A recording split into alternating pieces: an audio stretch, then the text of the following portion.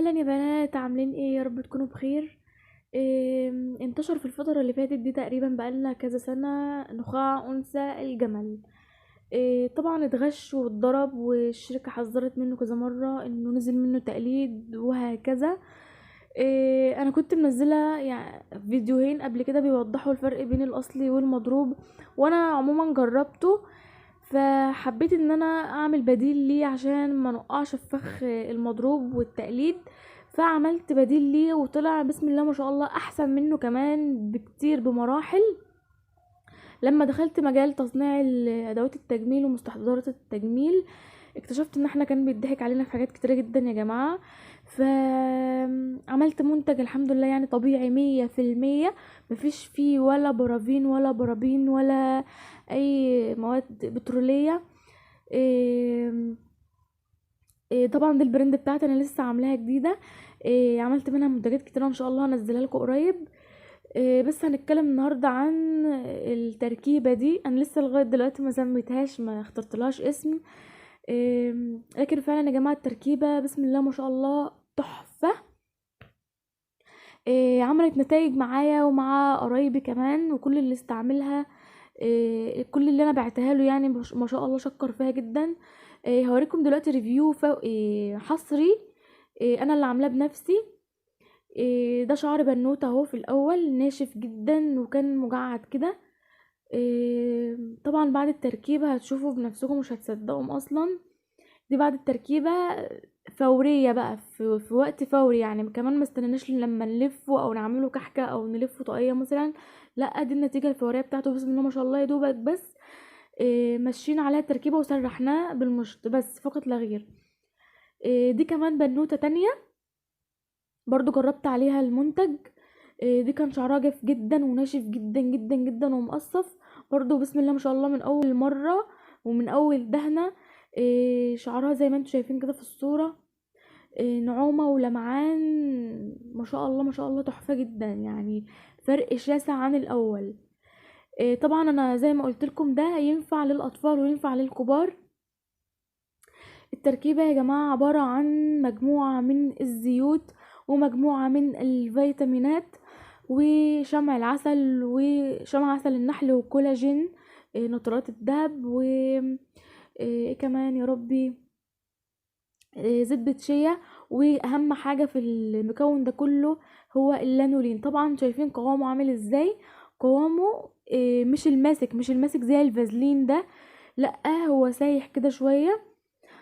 طبعا ده يدل على ان مفيش فيه شحم ومفيش فيه فازلين، مفيش فيه مواد بترولية نهائي. كله طبيعي 100%. طبعا ده يا جماعة ينفع للأطفال وينفع للكبار. ينفع للأطفال من بعد سن سنتين. تركيبته بقى عبارة عن التالي: زبدة شيا وزبدة كاكاو وزيوت. معايا هنا طبعا انا حاطه زيوت حاره وزيوت بارده بنسب معينه عشان ما تحرقش الشعر وما تضرش فروه الراس. احنا ما بنحطش يا جماعه، ما بركبش انا اي نوع زيت كده وخلاص يجي في ايدي، لا طبعا لازم النسبه تكون مظبوطه 100% عشان ما يضرش شعرك فيما بعد. وطبعا كمان انتوا عارفين اللانولين اسرع مكون يخترق الشعر ويديله ترطيب فوري، وطبعا طبيعي 100%. اللانولين معروف وداخل الايام دي في تركيبات كتيرة جدا من مستحضرات التجميل، ومنها طبعا اللانولين الامريكي اللي بنستورده من بره. طبعا سعره معدي جدا. فانا حطيته في التركيبة دي وفعلا فرق معايا جدا. اللانولين يا جماعة منتج حيواني طبيعي. طبعا بيتعمل له معالجة قبل ما ندخله في مستحضرات التجميل. وظيفته ان هو بيخترق الشعراية او الجلد بسهولة جدا وبسرعة جدا، فبيديكي ترطيب على طول، ما بتستنيش وقت كبير. لا هو ما بتحتاجيش بقى ولا حمام بخار ولا اي حاجة، لا هو بيخترق الشعر على طول. فبيديكي طبعا النعومة الفورية واللمعة اللي انتوا شفتوها في الصور اللي فاتت. انا للاسف مصورتش فيديو وانا بعمل لها شعرها لان كنت مستعجلة، بس توعدكم ان شاء الله لما يقع تحت ايدي اطفال تاني هعمل لكم فيديو حصري وانا الشهر قبل وبعد وانا بعمله. آم، ما علينا، نخش في الموضوع على طول.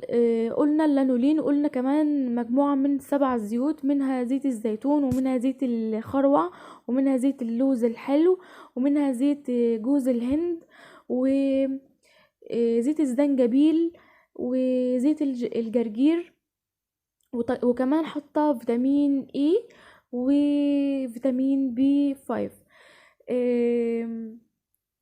طبعا انتوا عارفين فوائد الزيوت دي كلها محطوطة بنسب معينة عشان ما تضرش فروة الشعر. فوائدها، المنتج ده يا جماعة مش تجميلي بس، يعني مش اللي هو انت تضيعي شوية الهيشان او شوية الخشونة وخلاص كده، لأ.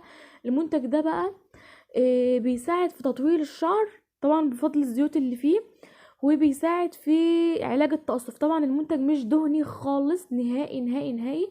انا يعني جبت شويه اهوت على ايدي، المنتج مش ملزق، يعني المنتج زيتي بس مش ملزق، مفيش في التلزيقه اللي هي اللي بتاعت الشحوم دي، لا لا خالص. الجلد بيمتصه بسهوله جدا، وده يدل على انه ما شاء الله طبيعي، مفيش فيه اي مكون خالص صناعي. هكمل لكم طبعا بقيه المكونات. في كولاجين، نترات الذهب، وفي زبده شيا وزبده زبده الكاكاو. طبعا دول برضو مفيدين جدا جدا جدا جدا للترطيب ولعلاج التقصف ولعلاج كسرات الشعر. طبعا انت لما بتستمري عليه شعرها بقى مبقاش ناشف ومكسر كده، لأ، بيبدأ ان هو يفرد معاكي. مش هقولك هيفرد بقى 100% وبديل بديل البروتين وبديل الكرياتين وبديل الجلسات، لا انا مش هكذب عليكم، بس فعلا بيعالج الكسرات بنسبة 75%.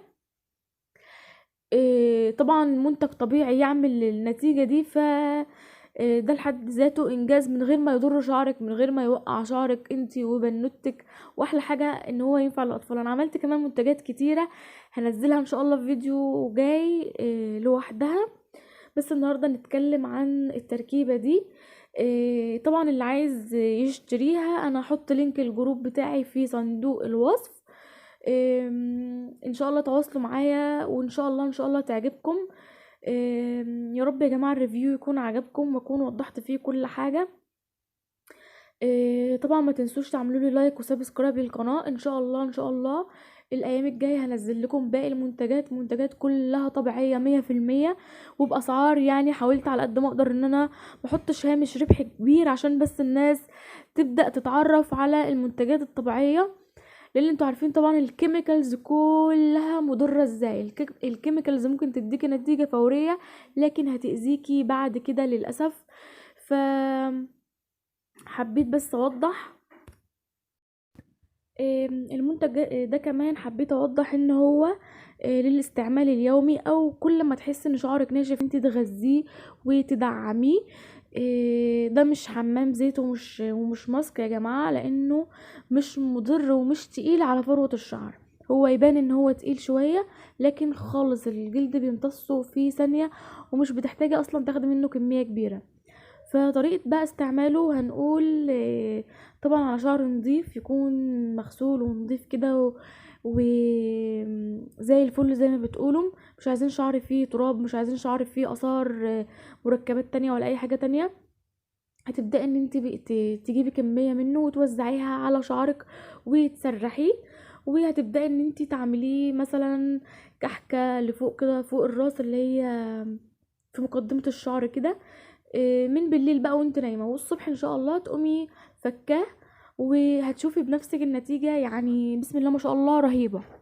يعني الصور اللي انتوا شفتوها دي كانت النتيجة الفورية. فتخيلوا بقى لما انتوا تلفوه مثلا طاقية او تلفيه كحكاية كده، هتلاقي اتفرد كمان بزيادة، هتلاقي بقى المركبات شعرك امتصها وتفاعل معاها وادت نتيجة افضل واحسن.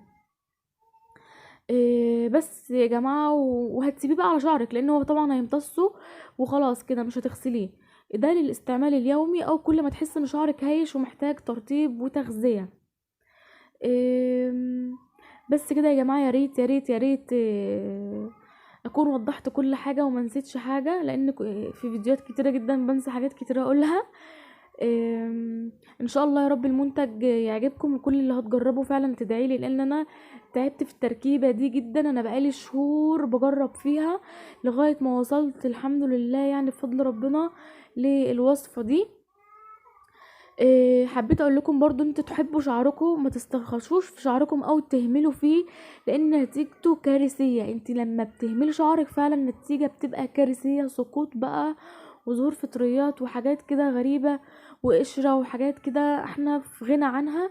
فنهتم بشعرنا شوية يا جماعة، لان شعرك تاجك و... وتاج بنوتك.